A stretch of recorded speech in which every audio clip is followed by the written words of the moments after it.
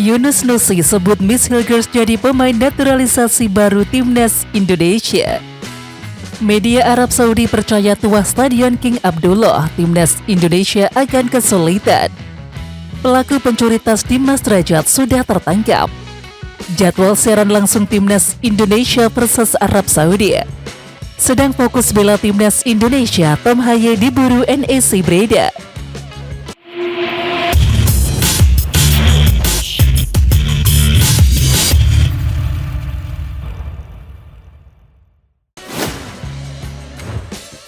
Miss Hilgers disebut Sekjen PSSI Yunus Nusi akan menjadi salah satu pemain naturalisasi baru timnas Indonesia. Kedatangan Miss Hilgers ke timnas Indonesia bisa saja akan menutup peluang Elkan Bagot untuk kembali bergabung ke timnas. Bulan September akan menjadi bulan kebahagiaan bagi para fans timnas Indonesia. Di bulan ini timnas Indonesia akan bertanding melawan Arab Saudi dan juga Australia. Selain itu, akan ada beberapa pemain keturunan baru yang dinaturalisasi untuk bergabung ke timnas. Salah satu nama yang menjadi sorotan fans timnas Indonesia adalah Miss Hilgers. Ya, Miss Hilgers adalah pemain grade A yang saat ini bermain bersama FC Twente. Kabar Miss Hilgers akan bergabung ke timnas Indonesia datang langsung dari Sekjen PSSI Yunus Nusi. Yunus Nusi mengatakan bahwa pemain FC Twente tersebut akan datang ke Indonesia pada saat FIFA Matchday September mendatang. Miss Hilgers memang sudah lama diincar oleh Sinteyong, namun dia belum memberikan lampu hijau untuk bergabung ke timnas Indonesia.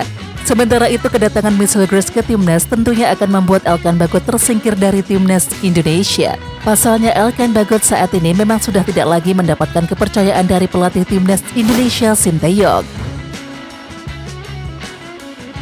Media Arab Saudi menaruh kekhawatiran dengan skuad timnas Indonesia yang ada saat ini. Seperti yang diketahui, Arab Saudi bakal menjamu timnas Indonesia di laga perdana ronde ketiga kualifikasi Piala Dunia 2026 zona Asia, Jumat 6 September 2024 dini hari waktu Indonesia Barat. Timnas Indonesia datang dengan wajah yang jauh berbeda dari belasan pertemuan sebelumnya dari Arab Saudi. Pasalnya PSSI mulai berbenah sepenuhnya untuk memperbaiki kualitas timnas Indonesia. Melalui kebijakan naturalisasi, timnas Indonesia perlahan bisa berbicara banyak di kompetisi internasional. Sementara itu, media Arab Saudi Ar-Riyadiyah takut dengan timnas Indonesia yang diperkuat 10 pemain yang tampil di benua Eropa. Media tersebut juga menyoroti bahwa ada beberapa pemain yang aktif di 5 liga top dunia.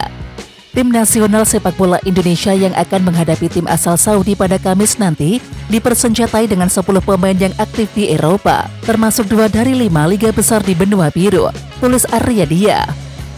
Alasan kekhawatiran media tersebut sedikit masuk akal. Pasalnya Arab Saudi hanya diperkuat 1 pemain abroad. Pemain yang dimaksud adalah Saud Abdul Hamid, dan pemain tersebut tampil di klub besar Liga Italia AS Roma. Meskipun begitu, timnas Indonesia juga telah mengirim perwakilannya yang tampil di Liga Italia. Ada nama Jaitzes yang sudah 2 kali mencatatkan penampilannya di Serie A Italia. Sama seperti tim hijau yang menggunakan Saud Abdul Hamid, pemain penuh Italia, kembali ke AS Roma. Rekannya dari Indonesia termasuk bek Jaitzes, seorang pemain Venezia yang berasal dari liga yang sama, Serie A, tulis Ar-Riyadiyah. Ya, media tersebut juga kaget dengan kekuatan timnas Indonesia yang diperkuat beberapa nama dari liga-liga top di Eropa. Sinteyong memanggil 3 nama dari Liga Inggris. Jumlah tersebut sama dengan perwakilan timnas Indonesia di Liga Belgia dan juga Belanda. Timnas Indonesia melakoni latihan perdana di Jeddah, Arab Saudi pada Senin 2 September 2024 dengan lengkap bertotal 26 pemain. Dari foto dan juga video yang di-share oleh Timnas Indonesia di media sosial, seluruh 26 pemain lengkap mengikuti latihan perdana tersebut. Skuad Timnas berangkat dari Jakarta dengan berkekuatan 12 pemain, plus Sinteyong dan juga stafnya. Pada Senin 2 September 2024 pagi hari waktu setempat, para pemain Timnas beragama Islam menyempatkan melakukan ibadah umroh ke Mekah. Kemudian pada Senin siang, para pemain yang beribadah umroh sudah kembali ke hotel. Pada sore hingga malam hari, para pemain Timnas melakoni sesi latihan perdana di Jeddah. Sementara itu, media sosial Timnas Indonesia men-share para pemain abroad yang tidak ikut umroh juga sudah bergabung.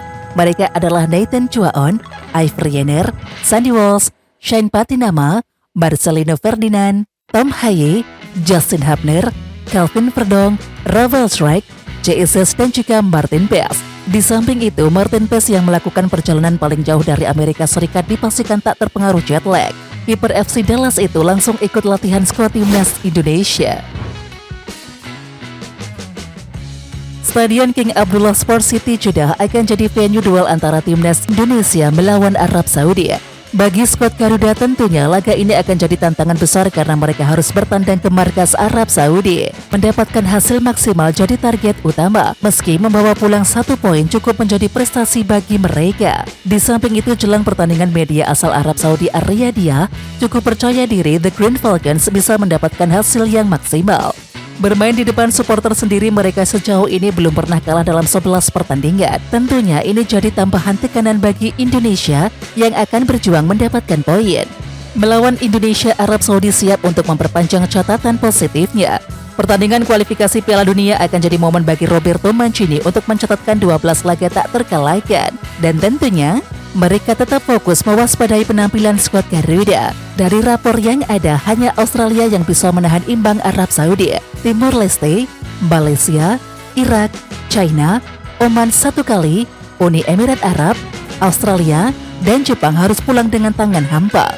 Melawan Indonesia, pertandingan diprediksi akan berjalan terbuka dan juga kedua tim sama-sama saling menyerang. Namun, Sin tentu memiliki taktik terbaiknya demi minimal membawa pulang 1 poin.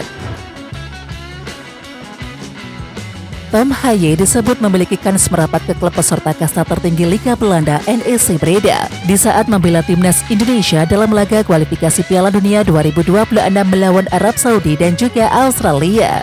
Pemain 29 tahun tersebut sudah bergabung dengan skuad timnas Indonesia di Jeddah jelang pertandingan di markas Arab Saudi pada Kamis 5 September 2024 waktu setempat. Tom Haye juga ikut dalam skuad untuk laga kandang timnas Indonesia menghadapi Australia di Jakarta pada Selasa 10 September 2024. Di tengah jadwal membela negara, Haye mendapatkan sorotan lantaran belum memiliki klub. Gelandang yang berjulukan sang profesor itu belum bergabung dengan klub manapun usai kontraknya dengan FC Heerenveen berakhir pada 1 Juli 2024.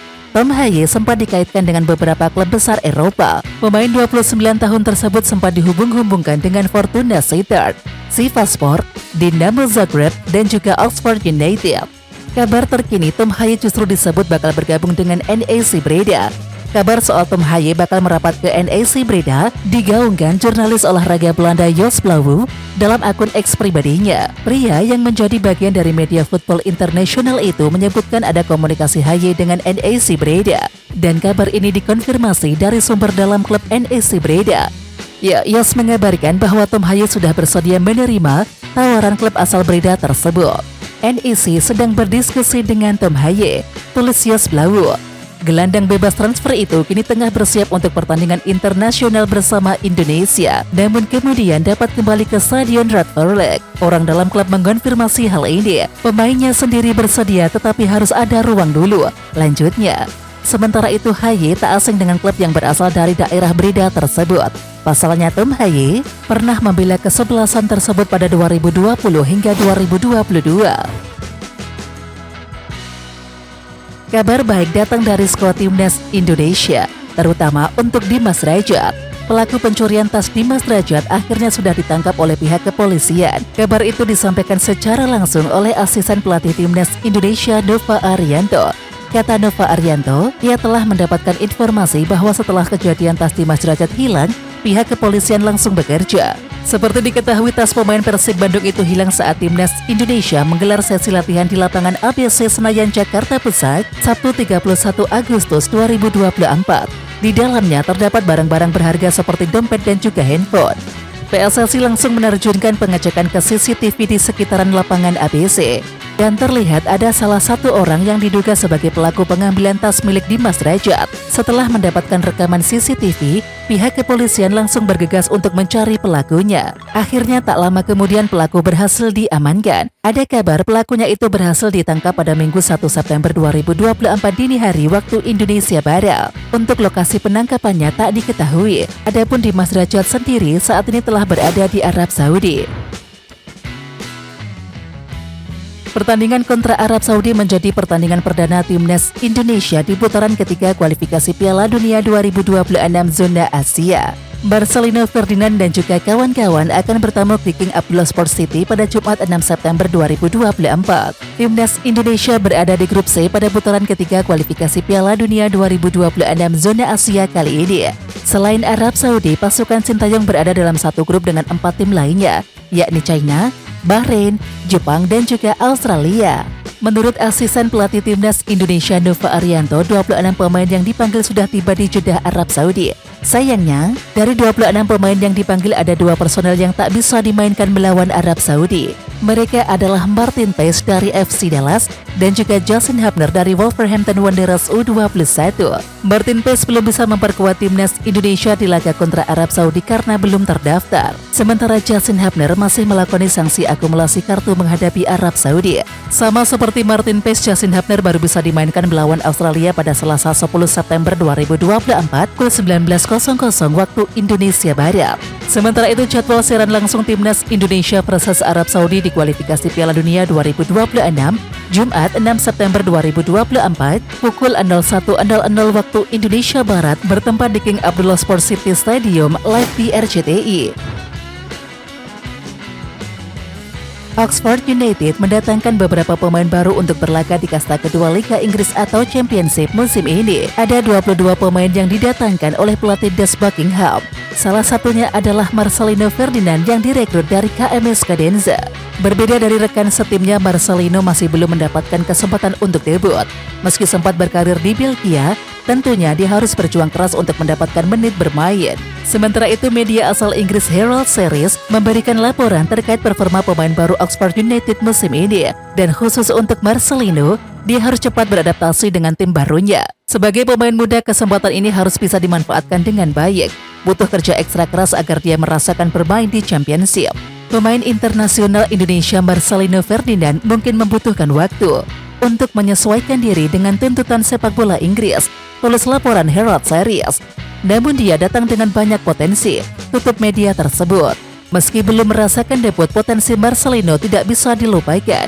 Selain itu, dia merupakan pemain andalan di Timnas Indonesia saat ini. Kondisi tersebut jadi bukti bahwa sang pemain tidak bisa dipandang remeh dan juga memiliki kemampuan spesial. Ini yang harus dimaksimalkan dan juga terus diasah selama dia berkarir di luar negeri. Jadwal pertandingan Timnas Indonesia versus Jepang dalam lanjutan grup C putaran ketiga kualifikasi Piala Dunia 2026 zona Asia mengalami perubahan. Hal itu berpotensi memberikan dampak kepada skuad Garuda. Ya, PSSI dan juga CFA atau Federasi Sepak Bola Jepang dikabarkan bersepakat untuk menggeser jadwal pertandingan Indonesia versus Jepang untuk laga ini. Awalnya pertandingan dijadwalkan berlangsung 14 November 2024, tetapi kemudian dimundurkan menjadi 15 November 2024 di Indonesia. Ada beberapa dampak yang dapat kita lihat. Yang pertama, mepet dengan pertandingan selanjutnya. Timnas bakal melakoni 2 laga grup C kualifikasi Piala Dunia 2026 zona Asia. Pertama menjamu Jepang pada tanggal 15 November dengan jadwal terbaru. Kemudian Indonesia harus menghadapi Arab Saudi di laga kedua, yakni pada tanggal 19 November, yang artinya hanya memberikan waktu istirahat dan juga persiapan 4 hari saja. Kemudian dampak yang kedua adalah tambahan waktu persiapan. Sisi positifnya, Sintayong punya lebih banyak waktu untuk mempersiapkan tim karena waktu pertandingan dimundurkan sehari. Dan yang ketiga atau yang terakhir, potensi cuan makin banyak ketika main menjelang akhir pekan. Ya, sebenarnya belum diketahui alasan pasti perubahan jadwal ini. Tapi secara kebetulan jadwal baru itu bisa membuat Timnas Indonesia dan juga Jepang bermain di hari Jumat. Dan Jumat jadi penutup hari kerja yang berpotensi menarik lebih banyak penonton ketimbang bertanding di hari kerja seperti jadwal sebelumnya, yakni Kamis. Jumlah penonton yang melonjak terutama jika berlangsung di Stadion Gelora Bung Karno, maka potensi cuan dari penjualan tiket dan juga hak siar lebih besar. Oke Timnas Lovers, siapa kita? Kita Indonesia. Ayo kita dukung terus sepak bola tanah air Indonesia.